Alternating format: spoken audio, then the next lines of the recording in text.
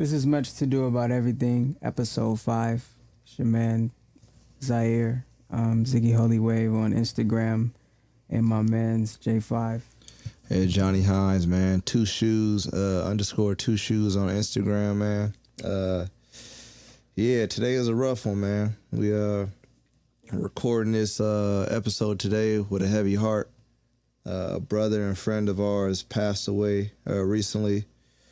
Joshua Clyde Allen, also known as Turtle or Cornbread Carter on Instagram. Yeah, today was really a tough one. It was even tough for me to, get out of bed and, even be here to even talk about it. I know I told Z and Tia, a couple of days ago how I wanted to dedicate this episode and the energy was, I wanted to just celebrate them. But then, as I get here, like I just emotionally drained.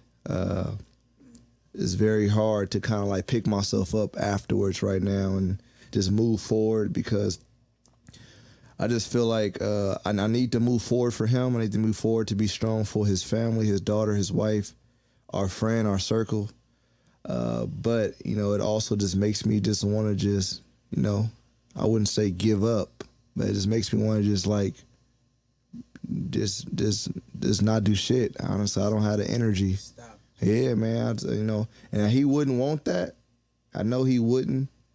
He would joke about me being soft or being whatever and calling me names and shit to like, me to get the point. But yeah, man, he just made me feel so, so secure when he was around, so reinforced, man, like made my strength be, 10 times what it actually is because he just had that type of aura about him. And for him to not be here right now, man, it's just everything just feels like blah, like just shit don't feel like it got meaning. Like it's one of them situations where it's like when you with somebody and you break up with them and it's like, man, the flowers don't look the same. They don't look as bright. Food don't taste. Like it's really like that's how I feel though. Like shit just don't feel right. Like when we go do stuff or when we about to go, you feel me, get together, we can expect for him to be there late for sure, but be there though. And then it's no matter what we do, no matter how many texts, no matter how many calls, no matter how many times I threaten him over Instagram, he gone, man, and ain't no coming back. So it's been real tough the last couple of days. I gotta be honest. I really haven't been feeling like doing nothing, but I've been trying to find that strength and that energy to be, to go on, because I still got a daughter, and he got a daughter, and it's hard for me to be strong for his family and his daughter if I can't be strong for my own self and my own daughter. So I'm trying to find that balance right now, man. It's been hard, and I've been getting so much outpouring love from, everyone through my text messages, phone calls, Instagram, everybody that's been reaching out to me and understanding how close we were, because everybody been messaging me and I tell them I lost a brother, and they're immediately, oh, I'm sorry for your mom and your whole family. And I don't feel the need to correct him because he was my brother, man. We had a relationship for over 18 years, so that dude mean a lot to me, man. We came up from boys to men together, right in the fatherhood, and then for him becoming a husband, the whole process of just growing up and maturing. So it's bittersweet, but I'm going to use this episode to touch on some things that will be a little sad, but definitely some celebratory memories and and just some things that I feel like we all battle with, and my brother may have battled with before he left this earth. So I appreciate you guys tuning in, but I definitely want to give a big shout out to Ashley and Anaya, his wife and his daughter. We love you guys, thinking of you guys. If anybody, when you hear this message, when you hear this podcast, you want anything you can do to donate or support his family, you can go on the Venmo and go the Allens _ on Venmo, and then on Cashapp is $ Allen Family 33 on Cashapp. Or you can reach out to me on Instagram or on Facebook, and you can reach out to me in regards to supporting them and whatever the case may be. As well, I'll be giving updates once I have updates in regards to services and contributions going forward for his family. So, and also I just ask you guys to respect his wife and his daughter's space. Be there and support them, pray for them. But try not to be insensitive in this time, and be asking all the wrong details about how he left and why he left. Just send your condolences and prayers and love to them. The reason really doesn't matter. We know we lost a special person. He's no longer here with us. And I just appreciate if you guys make sure you respect that space and her time to grieve. Thank you. Right. And no, I agree. It's been a crazy last few days. So I think it's important that we do this. It's not just for Josh, but for anybody who, for all of us who deal with just life, like at the end of the day, this is about life. And this is all a part of what happens in life sometimes. And this is a part of how we deal with things and how we still continue to grow as people and as a community, and to be appreciative of, how far we've come just as a group of friends, as a brotherhood, and as individuals. Right. I think that's what all this is about. Yeah, man. Yeah, Jay, so for the people that didn't know Josh, tell me what he was like or what he was about.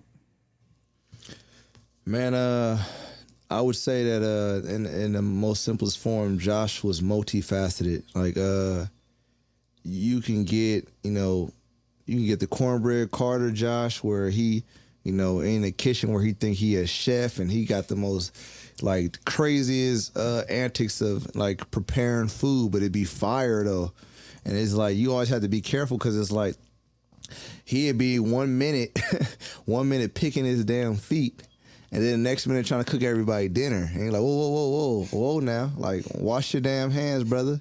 He'd be nah, that's what the flavor is, and that's just how he always been. Or for a lot of people, he came to so many people's lives as a barber. Because for a lot of us, outside of like middle school, I was getting my hair cut by Zaire for a while. Like, he was lining me up and all that when I was coming over here many days, many mornings. But after, that, from about 8th grade on till, present, like, Josh been cutting my hair for a long time, man, for every event that you can think of. I kind of already told you who was trash and who was good at. So it's like, he's been cutting my hair, like I said, since I was in 8th grade, man, 12, 13 years old. Kids cutting kids, and trusted him enough for him to cut our hair. But it's like, anybody that hopped in that chair, whether it was 1 cut, 2 cuts, 1,000 cuts, like, you didn't just get a barber, man. You got like a family therapist. You got an ear. You got a shoulder to cry on. And he was as real as it come. Like, he would tell you his life story just meeting you in a Walmart. Like, that's just how open and transparent he was. And that was probably one of the biggest things that made us close, because we would just always, just talk to each other and critique each other, and like, out of love, and like, hey, you need to do this, you need to do that, bro. Hey, tighten up, bro. You on some stupid shit right now. Like, you could be better. And that's all he always been about. So anybody that's gonna tell you something, I doubt that there's one person on this planet that can really have a problem with Josh in a negative way, because he's always been like a beacon of light and smiling and goofy ass dancing. Mind you, to me, I told his ass he can't dance, but he just had this weird way of dancing and moving that made everybody laugh and like made everything just light and okay, man. He was a goofball. He was serious. He was a preacher all the time. Like I said, he'd light up a room, man. He made everybody happy, made everybody, feel like they was having a good time. People say he's the life of the party, and that's true, because before I ever had a woman or, you know, a daughter and all that, me and Josh, man, we would roll up on females. He would be my icebreaker because I'm one of those people that I got to get to know somebody, talk to him. Josh ass will walk up to him, hella goofy, like trying to grind on a female he just met, and then they be like, "Hold on, who is you?" And she be like, "Hey, I'm Josh Allen. What's up? What's happening?" And back in the days, man, when he had dreads and piercings, everybody used to call him Lil Wayne. So it's like he used to use every tool that he had in his book, you feel me, to get the job done. So when we needed to get on some females, we would let him go break the ice, man, because he was just so damn crazy. And he would just say something to get the females to smile and open up, and then we know it was good, you know. So it's like, that's really even in that explanation, it's so much more how complex that he was as a person and what he provided as a man and a friend and a brother that I couldn't even, you know, begin to get into, man, because there's so much. He was just like, bro, he was everything, bro. From a father to a friend to a brother to a husband to, you feel me, a father, a football player, a cook, whatever you could think of, man. He was all that and then some, man. So for people that didn't get to experience him and you know, have his light shine on you, I feel sorry. You know, and also, you know, you're grateful as well, because if you knew him like we knew him, man, today is a very painful day. Saturday was a very painful day. I lost a piece of me on Saturday, man. But Z, man, I know you had a lot of experiences with him too, man. We grew up together and was around each other a long time. Man, what was your experiences and your moments with Josh like? Well, yeah, I met Josh middle school, and then high school is when I started to really, really be around him. And Josh was just always one of the guys, but he always made you feel like you was fam, like y'all was cool, like y'all knew each other for a minute. Even, you know, even in the early days when we didn't, like, you know, he's extremely friendly, extremely optimistic. And he was a hell of a football player. And, you know, it was just, you knew with Josh, whatever he was doing, especially if it was on the field, like he was going to get into his bag. He was going to pull out whichever trick he could to upstage anybody. Like the shortest dude on the field, starting receiver on the undefeated high school team. Like, you know what I'm saying? Like, he was really like that ill. And it's all really a credit to his personality. He can ingratiate himself with almost any circle, any type of person, whether you like a stone cold thug or you like the super nerd, like, you know what I mean? He was the glue. And I think just seeing like a lot of the responses, social media, you can see that he was a glue. He held a lot of connections of people together. 100%. Yeah. And so, I mean, there's other things too, but I'm gonna wait for a little bit to get into that. But nah, Josh was a real smooth dude, real cool dude, and I don't see why anybody would have anything but good things to say about him. Real life, yeah. So yeah, as we were saying earlier, dealing with this the last few days has been, I mean, challenging to say the least. You know. Yes, it's definitely been, you know, from Saturday morning to getting a call and him not being there anymore, not in a you know, physical sense. That was tough, man. And what is a guarantee is that trauma is a fact of life. We all encounter it in different facets in our life. Right. And at some point I got so, you know, complacent or so comfortable because I was just talking to my buddies and my friends about how trauma and how the, you know, tragedy has kind of like stayed far away from me, or it's been close, but it hasn't touched my circle. Right. And that was the biggest thing that I focused on. I was like, man, we blessed, man. I'm leveling up. I'm getting, you know, my business is doing well. I'm enjoying my time with my daughter. Amid all this, Corona and COVID stuff, it's been tough. But I was like, I still was able to always lean on my circle, my brothers and my family, because we weren't affected. And if we were affected with the outside stuff, we were able to come together, and band together and push ourselves through it. So it's been very difficult to deal with this, to take somebody so close to me out of our circle, and then now have to deal with that trauma.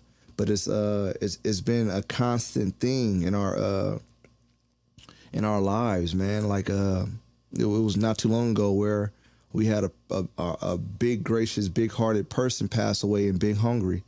And I just remember going to the funeral with my brother Rayshawn, and then meeting Josh and all them there, and he was just telling me about this. He was just telling me about this dream he had about Hungry, and it was something along the lines of, we were all at Hungry's celebration of life, and we were all gathered around, loving and talking about Hungry and how much we miss him, whatever case. And then Josh just said, "Bro, Hungry came to me as a spirit." And while we were all gathering around, looking and talking about him, and he just like looked me right in my eyes and came up to me, and he stated that he was all right.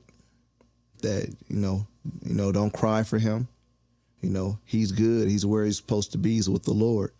And if you know Josh, you know that he's very spiritual, and he's always been that way in the sense of he never feared death.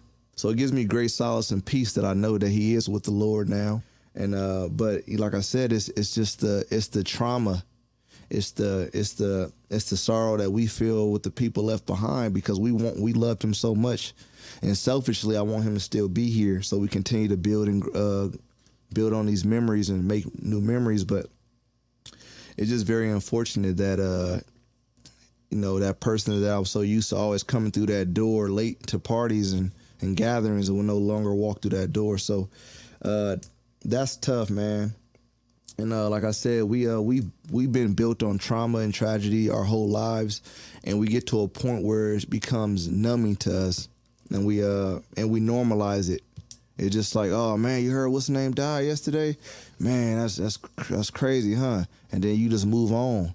When it's like death is so guaranteed. First off, we're all going to experience it. We all have a time, we all have a date, but it's just like it's so permanent. It's so permanent, man, and that's the biggest thing that's holding on to me so much, that it's permanent, man. Like no matter how much I call him, no matter how much I text him, he gone, and he won't walk through that door. He won't text back. He won't call back. And that's the thing that messes with me the most, man. So the biggest thing I can tell everybody right now dealing with this is, man, love on them people who are here. It's not a guarantee that you going to be here, because never in a million years that I think my good friend will be 31 years old and go. Never. I'd never foreseen it, man. And it's just tough. It's tough to deal with, but it's just one of those situations where we just have to learn to grow through it, and gravitate to the people who love us, and not isolate, man. It's a lot of us, we all grieve differently.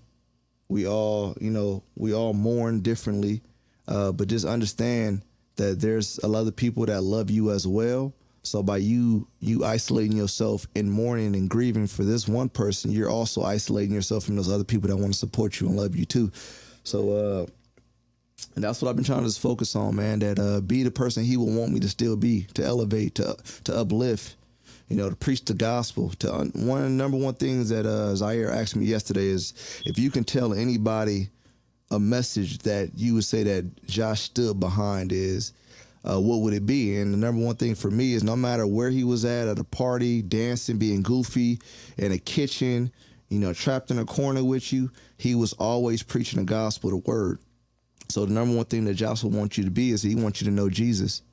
He wants you to be saved. I understand everybody's not religious. Everybody's not, is not a believer. We understand that. But the number one thing that Josh would always preach and communicate with anyone, and what he would utilize as teaching lessons and analogies or whatever, he would use the word, stories from the Bible.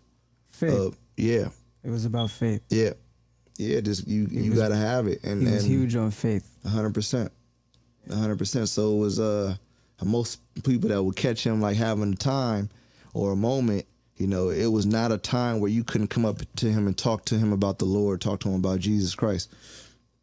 He's always been that way, and he will always be that way. So that's the number one thing I would say that resonated with anybody. If you bring up a story, he will make sure that he would ask you if you are a believer, if you knew God.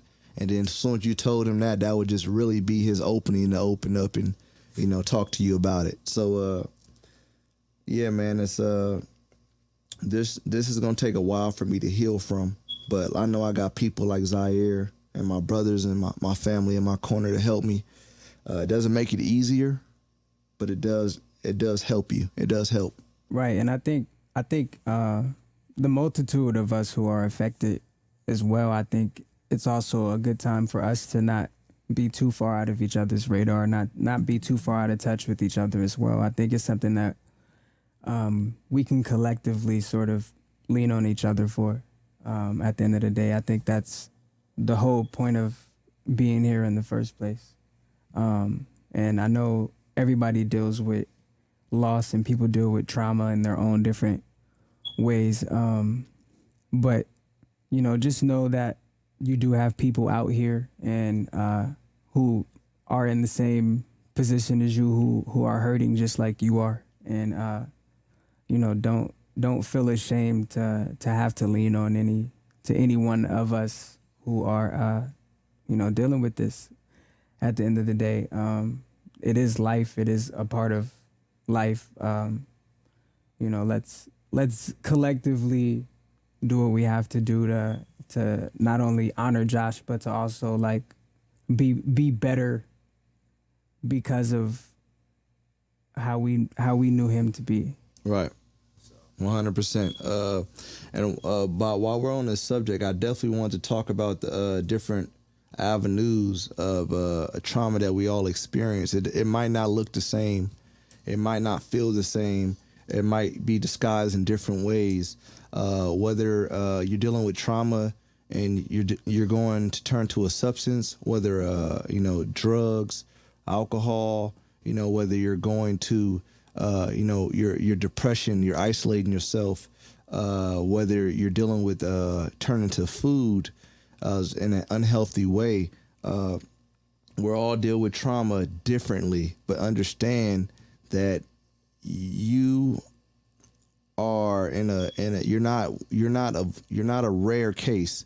It's a lot of people in this world right now dealing with situations and dealing with certain health, mental health illnesses, and it's all right that it's okay to not be all right. It's okay to not be okay. I was reading my book that I like to refer to. It helps me through all these tough times.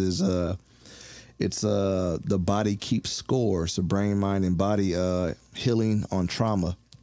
And one of the facts in here was one in every 5 Americans have been molested. 1 in 4 have grew up with alcoholics, and 1 in 3 couples have engaged in physical violence. So those are small little stats, but we understand that there's so much going on in our world today, and there's so many smiles and so much broken, glass and pain behind those smiles.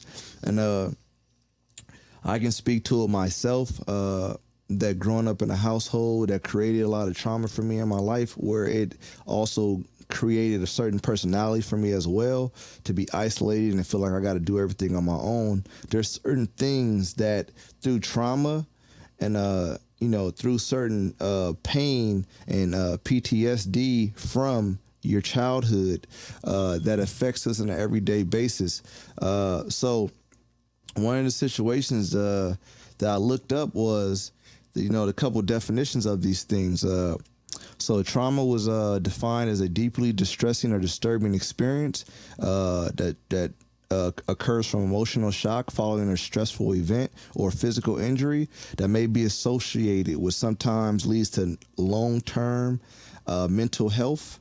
Then also with having the trauma that leads to other things such as addiction. Addiction is defined as the fact or condition of being addicted to a particular substance or thing or activity, because it's not always what you do. It can be what you drink, like I said, a substance you may take, a drug, or alcohol, or like I said, it might be an unhealthy activity you may do, like gambling, like a sex addiction, like anything to just numb the pain, to not feel something. PTSD was defined as post-traumatic stress disorder, is what PTSD stands for. Is a mental health condition that triggered by a terrifying event or experience that may have happened to you, or you may have witnessed. So understand, PTSD was it was more regularly, I guess you can say, identified in veterans returning back from war, Right. and certain tragic events or episodes that may have happened. But in our regular life, you're able to get PTSD from trauma, dysfunction in your household, traumatic events that may happen, like domestic violence, seeing somebody die at an early age, whatever the case may be. So this isn't the first death that I have to encounter, and a very shocking death that I had to encounter. I was traumatized already from the age of 5 years old and on. I almost died at 5 years old. I also witnessed my first football coach at the age of 7, 8 years old was murdered. So there's been a couple situations in my life that has transformed my life in a negative or positive way. So you got to understand that there's different experiences in your life that are going to change you for the better or for the good, but you have to be able to recognize when they do start to change you for the good or the better. You got to identify the reasoning behind that and make sure you try to talk to somebody. In Black households, we always grow up that if something happens in your household, it stays in your household. That's not necessarily always a good situation for you going forward. It has everlasting effects on you mentally and physically. So, man, please, if you're going through some struggles out there, man, there's a lot of hotlines. There's a lot of people you can reach out to. Please don't be silent. Silence does not create opportunity, and opportunity does not create change. So you have to understand that if you're dealing with something, you have to make sure you let somebody know, somebody you can confide in and trust in. Even if you're scared, is probably the best time for you to talk to somebody. So yeah, this process is going to take a while to heal from, but I understand, because I have loved ones and people in my life to support me, that I will get through this. It would never stop being easy. I'll think about it every time August 8th comes up. I'll think about it every time we have an event and we're with his daughter on Halloween or Christmas. I'll think about this event every time it's New Year's Eve and it's his birthday. So this will never get easier. This will never feel normal. And even with me right now, I feel guilty. And that's unhealthy for me, because I just want him to be here so bad. As a person that confided in him a lot and he confided in me a lot, I understand that he had PTSD from his childhood and his abandonment of his mother not being in his life. And then ultimately, that caused him to turn to other things that he didn't need to turn to, that was unhealthy. So we all are battling things every single day, and it's okay to confide in the close people to you and know that you have support. And I just want to know, he knows, but I just always wanted him to know that I love him and I'm always here for him, no matter what, good, bad, or ugly. And yeah, bro, just continue to, check in on your friends. I've been seeing a lot of memes lately on Instagram and Facebook. Check in on your friends. Check in on your people. To just check in to see how they doing. Call your grandmother. Call your mom. You never know what people are dealing with or going through, and that one phone call or that one text may make a difference. So I love y'all, man, and just keep pushing forward.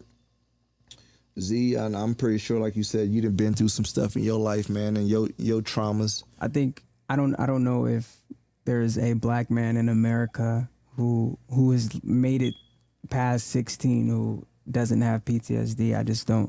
I don't know if I've seen it. I think I think a lot of us, too many, come from circumstances that aren't necessarily or weren't necessarily the most healthy for a child or an environment to grow up properly.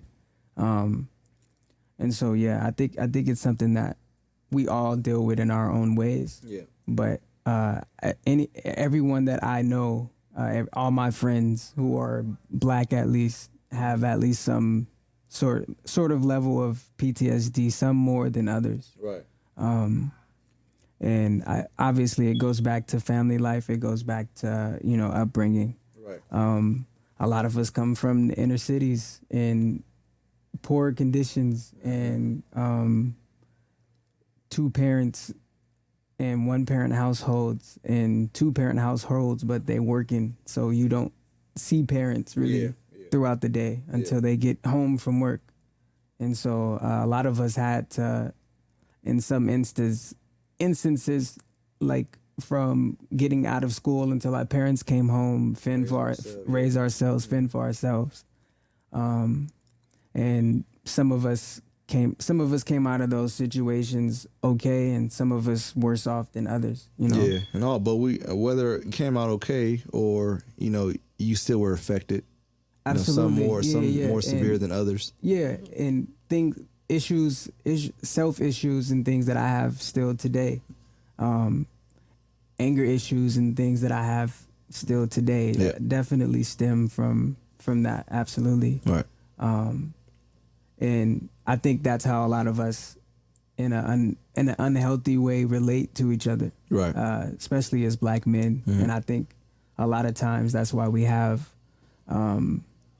too many of these situations where these young people are mentally scarred, and they're afraid of each other, and they're afraid of themselves. And we have situations in inner cities where we have young black kids who are literally just killing each other because they're afraid mentally, because they have these mental states that make them afraid to just have conversations and to be able to just talk about your issues. They don't see the value and worth in another black man themselves because they don't see the value and worth in themselves. So it's hard for them to see the value and worth in another black man. Right, and that too. So it makes it easier for them to take that person's life. Right, and it all falls back on resources. Right, and what resources are available to in these communities. Right, and I know for us growing up in the suburbs, but it being kind of like an inner city suburb because of the people that all lived here at once. Yeah. Very diverse, but everyone came here from an inner city. Yeah.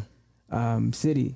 Yeah, and it made it difficult too, and interesting that being that I grew up in San Francisco and then I moved here to Antioch, which was predominantly white at the time. Right. And then for me to go visit my family back in San Francisco or back in East Oakland, and then be at my old grandmother's house, and then be around my cousins and still see their situation be as realistic as can be, with having a parent on drugs and them just running the street fending for themselves, robbing, whatever. Right. And, just seeing that different thing. And then after the weekend is up, I go back to my suburban house and they're still living that reality every day. So it always made it difficult when I went to East Oakland and San Francisco to try to talk to my cousins out of, hey man, do something better or be, it's like, it really wasn't even really my place to be able to say that to them because I love them and I want better, but they're in a whole different jungle, different world. You feel me? Like, and they fending for themselves every single day. Right. So it was like, and that was a heartbreaking thing. So to this day, man, like there's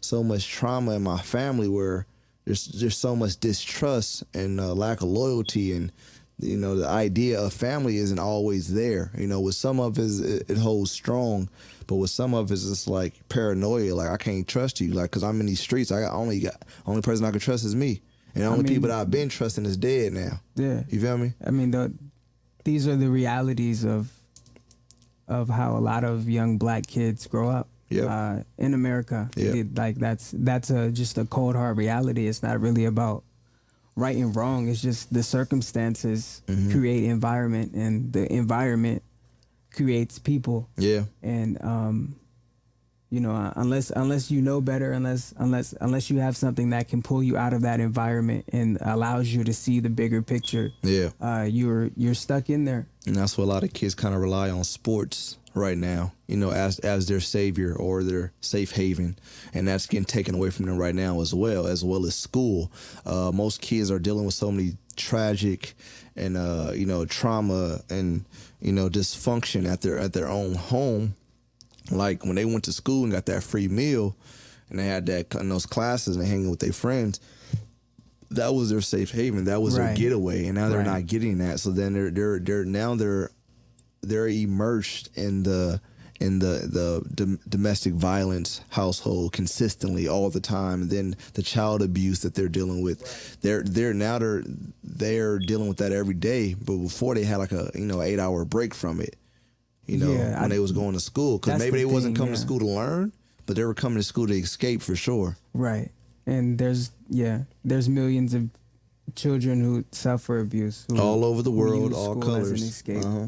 And so I think that's maybe like probably the thing I feel worse for. The group that I feel worse for is the children who might be in really, really bad situations, who are now probably more stuck with their abuser. I just hope everybody can get the safety and the help that they need. And the mental is really all comes down to mental health. Yeah, because we all have to deal with unsatisfactory circumstances sometimes, and how you keep your mental health intact is of the absolute importance. Yeah, that was big, and that was one of those things I sent to Tia actually like last week. It was a question from Martellus Bennett to Demario Simba, the real Simba, on Instagram, and he asked, what was your first dream? What was your first dream as a kid? And he said at 5 years old, he thought about buying his mom a house. And Martellus Bennett was saying, like, that's nice, you thinking about your mom, but why at 5 years old as a young black man, you're thinking about already taking care of your parents? And that stood out to me and Tia a lot, because it was like, that is crazy, because at a young age, I had to help pay a mortgage. Right. I couldn't be a kid. It was times where we were in teenagers, and you were like, hey, Johnny, come outside, let's play football, let's whatever. And I used to be like, nah, I can't. Right. I got to watch my brothers and sisters. Yeah. So you seen at a young age where I already had to be an adult at a young age. I already had to deal with certain aspects. People are like, oh, that's his responsibility. But it's like, nah, responsibility is having a chore. And taking out the garbage, wiping the table for a kid. You feel me? But not taking care of kids when you're a kid, and not paying mortgage and helping out with bills when you got two grown adults in the house. Right. And like I said, no knock to my parents. That's just what it was. And like I said, I still hold no grudges to them, but I am built a certain way to this day because of those things. Yeah. So it was those traumas and those unrealistic expectations that got put on me as a kid. I had adult responsibilities as a kid to take care of my family. And we was raised to look out for family, so you didn't look at it in a negative way. But in hindsight, as an adult now, you look at it like that I was never supposed to be in that situation. I was never supposed to have to take care of adults, Right. And they were so stuck in like a state of depression and, being defeated and dealing with their own traumas that they didn't even know how to get out of that. And I just had to work around it. I just had to maneuver around that situation. And me and my brothers had to be put in some situation where we had to take care of people at a young age. And takes me back to that question about as a young black man at 5 years old, DeMario was thinking about taking care of his family because his father was in prison. Right. And he wasn't there to help his mom or take care of her. So he had to take that role at 5. So your thinking don't change. It actually evolve where, all right, well, at 5 years old, I can't get a job. At 6 years old, I can't get a job. So in the hood, these kids are seeing these parents that need that type of help. Right. They can't get a job. Right. So what they gonna do? They gonna sell drugs. Yeah. They gonna rob. They gonna steal. So these are the situations we put in, and most people that don't understand are gonna ask these questions like, but why are you doing that? Why would you steal? Why would you sell drugs? You don't have to do that. Yes, I do. Right. I actually do have to sell these drugs because there's no other way I can make some money. You think it's just a damn paper route in my neighborhood? Right. Then I can go cut people's lawns for some damn money? Right. That's not happening. So in a lot of situations in people's lives, they don't have these opportunities. So it's very unfortunate that we're quick to judge instead of understand a person and their humanity and where they come from, their background. It's very unfortunate that we're quick to pass judgment instead of, lending an open hand or even opening your ears to talk to them and understand where they're coming from. So, like I said, trauma comes in all different ways. I understand that everyone is affected differently, and I understand that trauma is not a race thing. Yeah. It happens to everybody. It's a global thing that we're affected by. This just brings up stuff that's been happening because this is the newest trauma in my life and tragedy in my life. So it made it seem right to talk about it today. Absolutely. So I appreciate y'all giving me this time to do this, to honor my brother with some, to celebrate his life, but at the same time talk about the things that, that affect us all as people.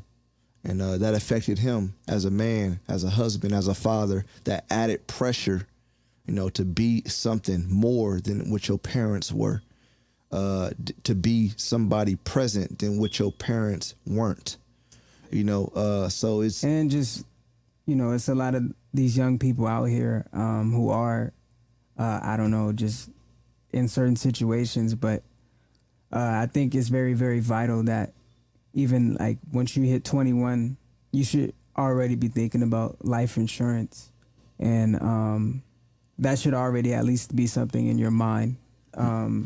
Whether you get it by the time you're 25, I think you should really either really be close to it or already trying to choose which way to go with that. I just think that, in times like this, we never know what can happen. Right. And it's always important that you're able to protect yourself and also be able to, put yourself in position to protect your family should anything happen to you. And the same goes for you and all your loved ones. Please check on your loved ones. Make sure that they too have life insurance. You don't want to have to rely on strangers to be able to afford to, handle services for loved ones you lose. And just the financial burden that it leaves when you lose somebody. Right. To be able to make the transition as easy as possible. Like, none of this is easy, but if there are especially things that you can ease financially, life insurance is a big way to do that. Yeah, the last thing you should be worried about in the grieving process is if you can afford to bury your loved one or friend. Finances should be the last thing you should be worried about if you're taking the steps now as a man, as a person, as a woman to make sure your family is set up. That was a big thing for me that I didn't learn through my parents. That was a thing that I have to just learn on my own. That's why we find it very important on this show to teach you guys as we learn, as we mature and grow up about financial literacy. And like I said, once again, especially these young guys out here, these young human beings that's out here in these streets that's running around fast, moving fast, doing things fast, glorifying drugs and just fast money. If you're going to be out here in these streets, at least make sure you're taking the steps to leave your mom with enough money to bury you. If you want to continue to go that path and be insensitive and selfish, to be out here in these streets like that, at least make a smart decision to put your money up or put it away for your parents to bury you. Nobody should have to worry about the trauma and tragedy of losing a loved one or a child and then also not having enough money to bury you. So that's I would say right now, please make sure we're doing that. And this is very much of a thought right now because I'm just thinking about my brother, man, and being in the best position he could have been in. I don't know exactly all his financial situations, and I don't feel the need. I was going to tell you that anyway, but it's just a situation right now. We're asking a lot of support because my brother was a barber. So he was on an entrepreneurship. So he didn't have no 401k, no retirement plan. So right now we're counting on a lot of graciousness of strangers and the Lord's blessings to provide and give his family self-haven and just peace of mind because, now Ashley, his wife, has to, be the mom and father to their child. So she doesn't really have that time to be trying to work as well. So right now is basically losing two incomes right now because the last thing we was worried about is working for a company when I just lost my my love of my life and my father to my child. So like I said, anybody that's been listening thus far, please like I said, donate what you can to the Allens on Venmo and then Allen Family 33 on Cashapp. I appreciate it when you guys look it up. We'll have all the information up on the podcast, on the YouTube, and you'll have the exact spelling and wording on Venmo and Cashapp so you guys can donate. Please give what you can, and just remember, if your family ever had to encounter this tragedy, and I pray that they don't, you won't want a lot of immense abundance of support for you and helping your family reach their goals. So no amount is too little, no amount is too big, and even if it's not a situation where you can give a lump sum of anything right now, if you can gradually give $20 a week, $20 a month, whatever the case may be, all things are going to help this family right now during this time, because no amount of dollars or money will replace a life like Joshua's.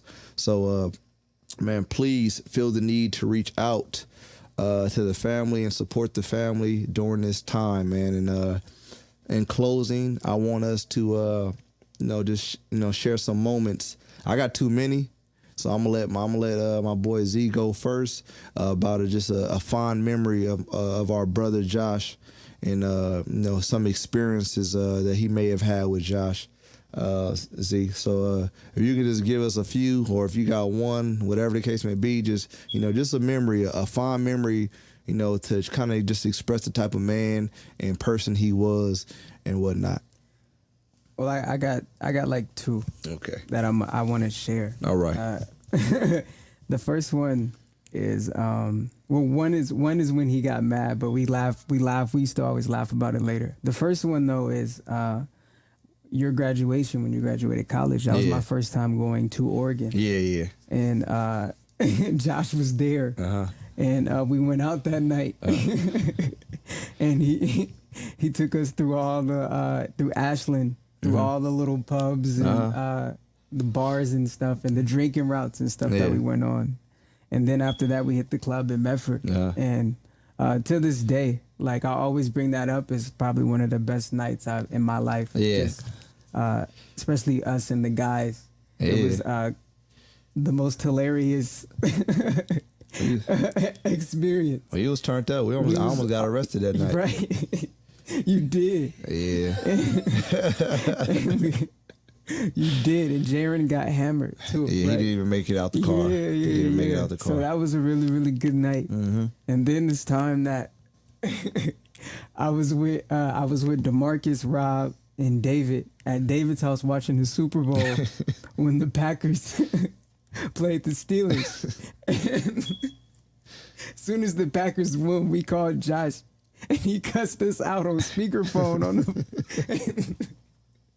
It was crazy. And so then, like, the next time I seen him after that, he was I think he was up there with you guys at the time in Oregon.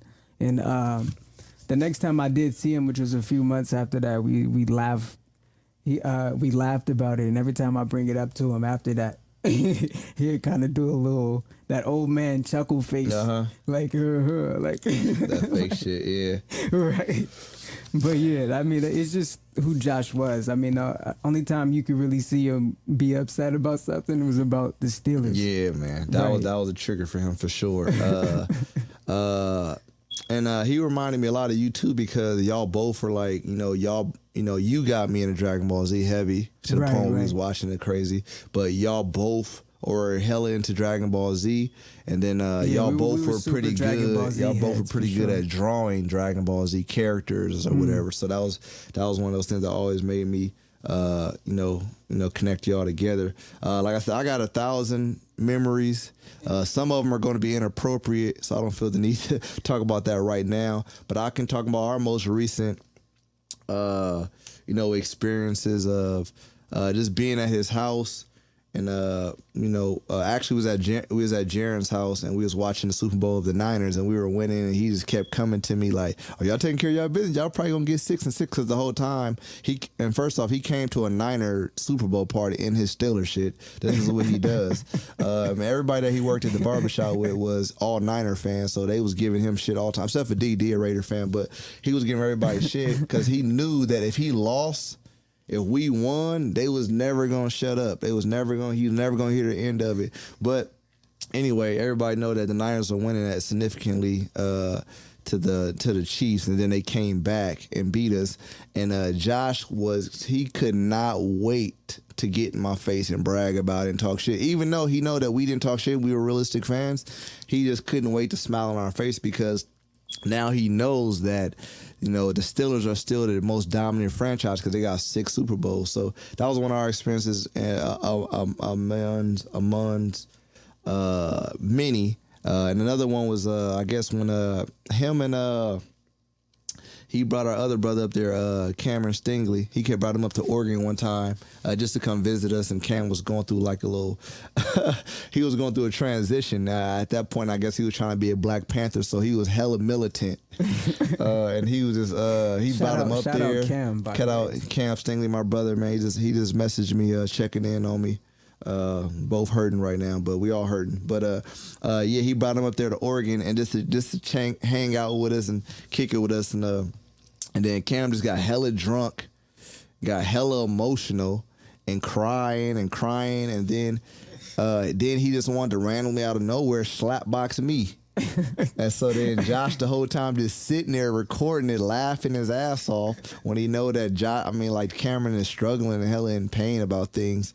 And then I don't even know what made me do it, but he just like kept egging me on, like, yeah, let's slap box. And then we would just enter the slap box, and I just had to beat his ass real quick. And then afterwards, with him crying, and then we hugged and we told him we love each other. But it was just like crazy shit like that all stemmed from Josh and the connections we had to each other, because if you knew them in high school, bro, man, if you knew those two in high school, they had to be the 2 funniest damn duo people in the world to this day. And people can find the video of them doing the old man getting head. They was like, or humping mailboxes with their pants down. They was on some Key and Peele. Yeah, man. Before Key and Peele. Them dudes are classic, and you can kind of get a better feel for it. If you don't know who Josh is and you never seen it, but you can go on his Instagram, Cornbread Carter, on Instagram, and just watch his personality, his skits, the videos him and Cam made. Like, you'll get a better feel for him and the spirit and life that he had that is no longer here. And those are the things I will always cherish and remember about him. And man, like I said, I'm gonna be fucked too, man. Next time you see me, I'm probably look like Mekhi Phifer off of 8 Mile, because my barber gone, bro. Man, my barber is gone. The coldest, steady hands in the world, man. I remember from the beginning stage of him learning how to cut hair, he cut a full San Francisco double, double lined San Francisco He SF did.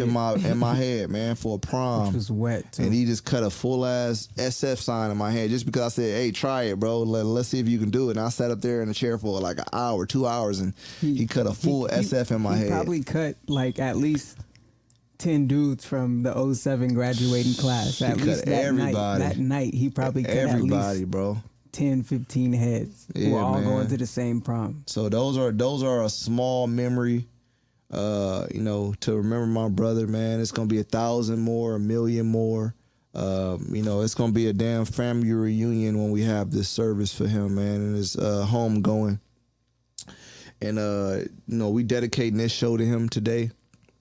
But every show that I talk going forward from every encounter I have with people, his spirit will always be with me.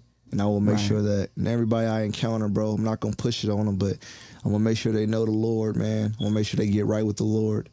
For you, for me, for all the people that we so-called love and we want to be in the same spot we are when we all get called home to glory.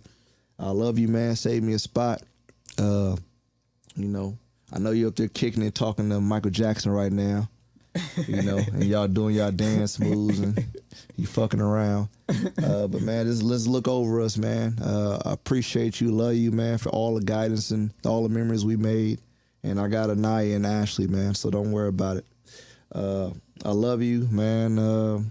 God rest your soul. I ain't putting no RIPs by none of your pictures yet, man. I don't know if I can and I will, but I love you, brother, and come visit me sometime.